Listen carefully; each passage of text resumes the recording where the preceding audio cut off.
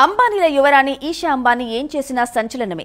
తాజాగా ఫ్యాషన్ ప్రపంచంలోనే అతిపెద్ద ఈవెంట్ అయిన మెట్ గలా వేదికపై చీరగౌను ధరించి అందరినీ ఔరా అనిపించింది. దానిలో అంత ప్రత్యేకత ఏమిటంటారా?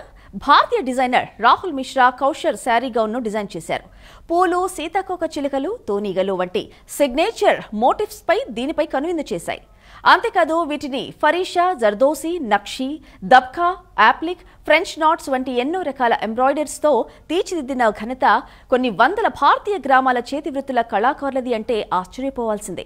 దీనికి తోడు 6 గజాల ఈ 3D చీర గౌన్కు జతగా కాసెట్ బ్లౌజ్ అదరహో అనిపించింది.